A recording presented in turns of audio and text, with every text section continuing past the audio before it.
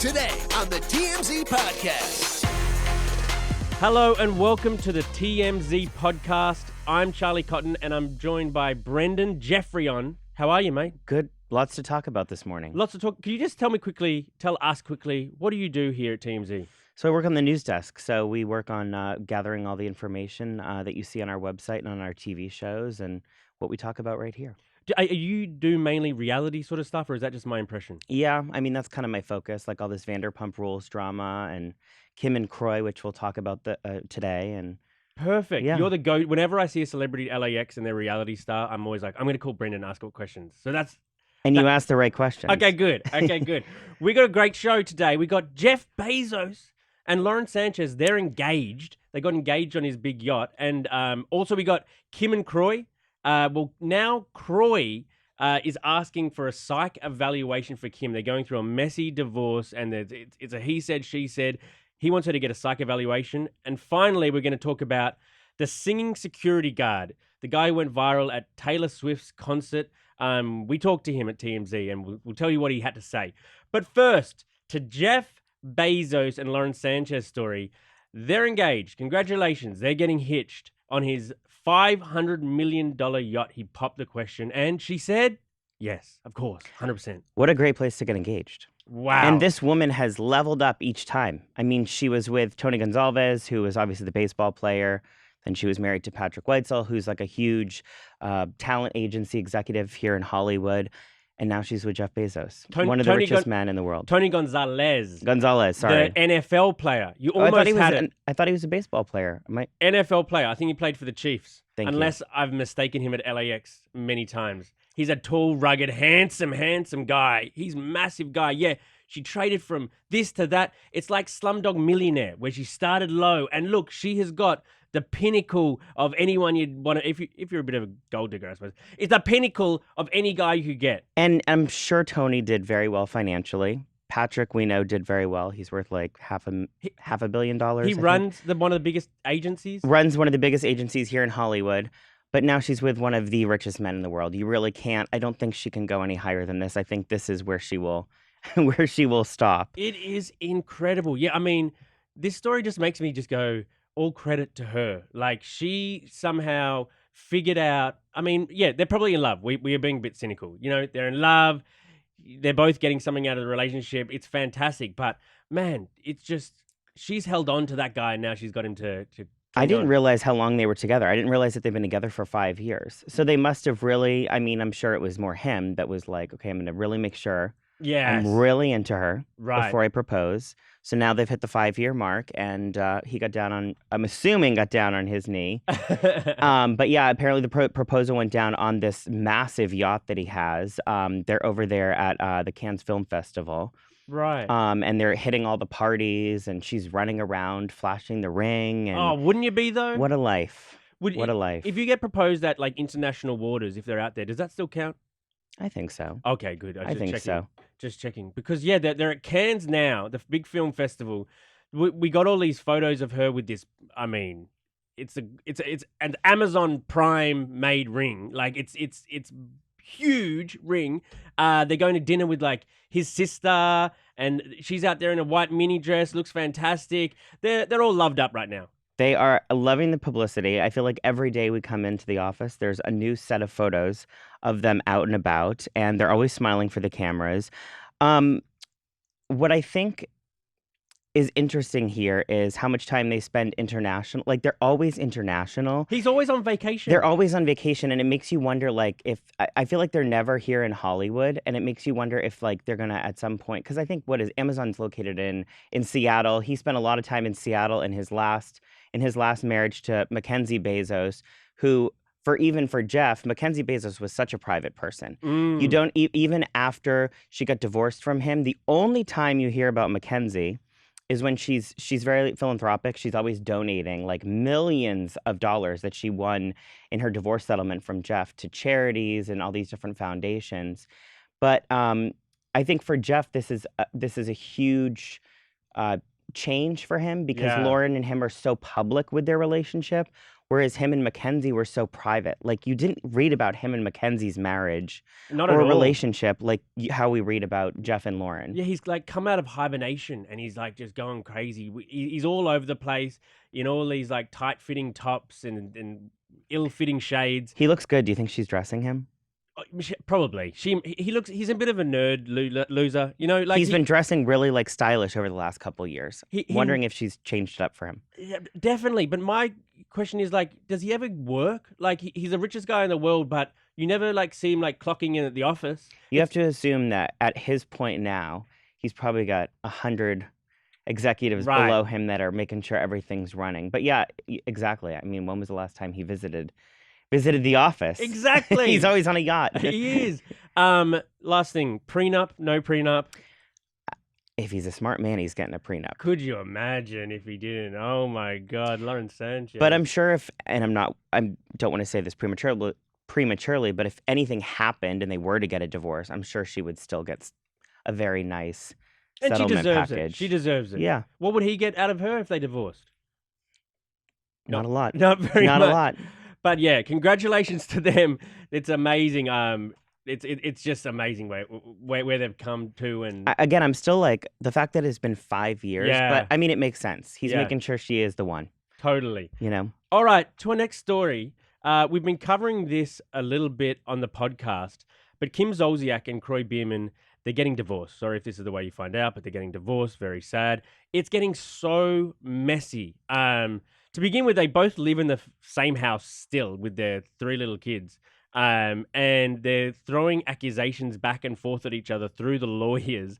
Kim recently said that Croy smokes too much weed and she'd like to get his hairs plucked to get a drug test. Which is interesting because she has also been filmed on the shows and stuff smoking weed with him. So it was a weird one. I think they're just at this point kind of, they're fighting and they're like finding anything they can find to throw at each other through the court system. This exam, though, that Croy wants her to take, he wants her to take the psychological exam because he's talking about how she has this gambling problem, which isn't a secret. I mean, she has gambled on the show. They used to have this family spinoff from Real Housewives of Atlanta called Don't Be Tardy for 8 years.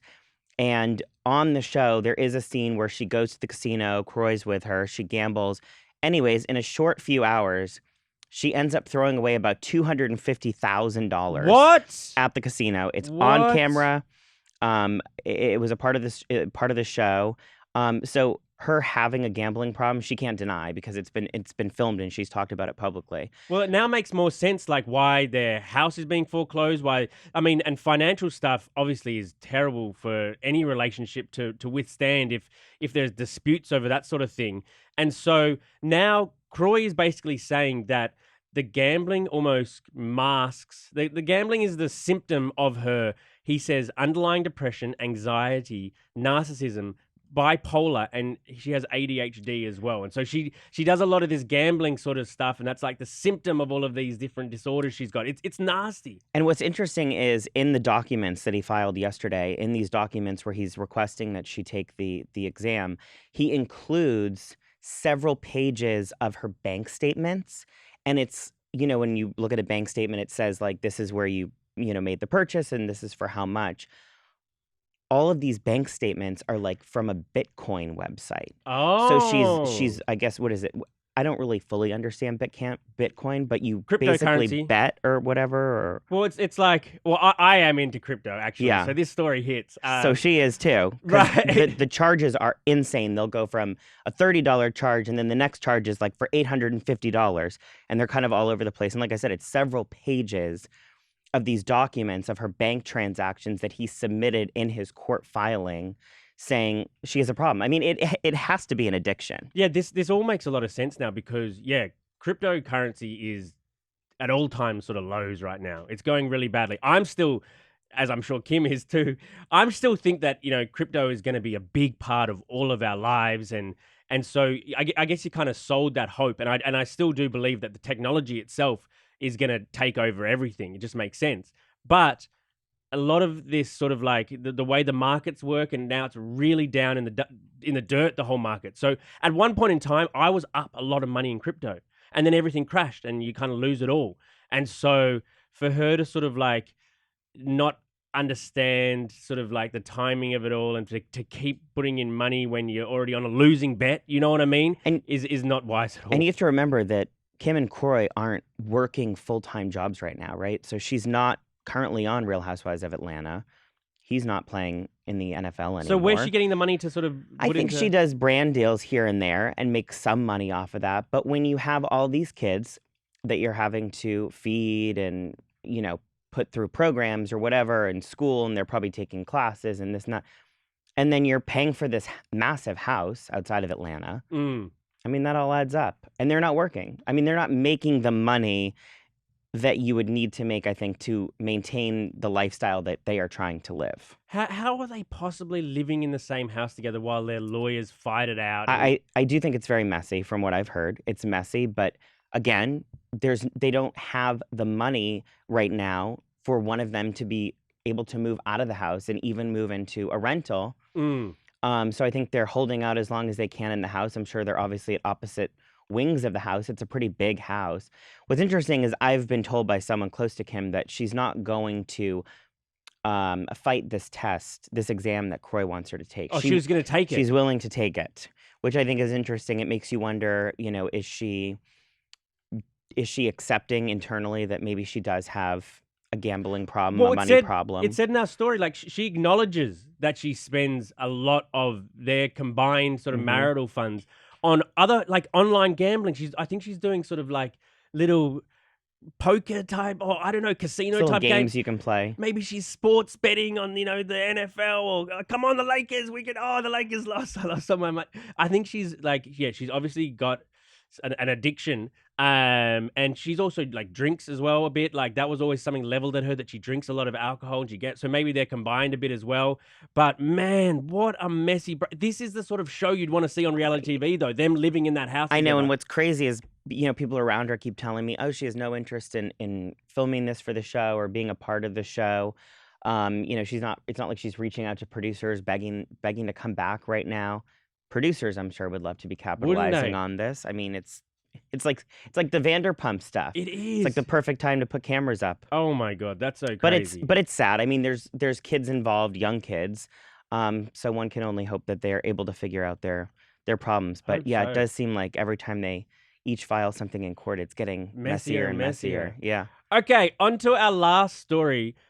We had the singing security guard, Davis Perigo, on TMZ Live yesterday. Let's just listen to a bit of what he said, because he went viral recently, singing at the top of his voice at front of the stage while he's sort of supposed to be security guard for the Taylor Swift on stage. So let's hear some of that interview now. It was actually surprisingly a lot easier than you would ever imagine. I have essentially just filled out a form online, showed up the day of. I had worked the Luke Combs concert the week before, so I could kind of do like a test run for it to kind of figure out how to get the best spots and where I needed to be. But essentially, I showed up the day of for the Taylor Swift concert and kind of maneuvered my way in a kind of questionable way to get near the stage. I won't go into details on that. But what is the gig? Yeah. So are you like watching the crowd to see if there's something going? Essentially just making sure that like nobody rushes on the stage. Essentially making sure like they're not supposed to like be touching the barricade. Like, wow. So he basically took a day's training and then he was front of stage and got to like see like up front, like a meter or two away, his favorite artist. It's pretty cool for him because he got that experience and also he went viral. But what about the fans who were there wanting to be like taken care of? If I'm a fan, I would be a little concerned. If something happened where security actually had to intervene, if there was an incident, an emergency incident, is he prepared for that? Like, what does a one-day training entail? He's an accountant. By day and like a Swiftie by night. Yeah, it is scary. It's a little scary. It is like we've had big incidents in the past. Let's say Astroworld, a horrible, horrible tragedy where there was like, fans stampeding and just there was chaos, and a lot of the blame is sometimes put on the security guards there about because there was just sort of unrest.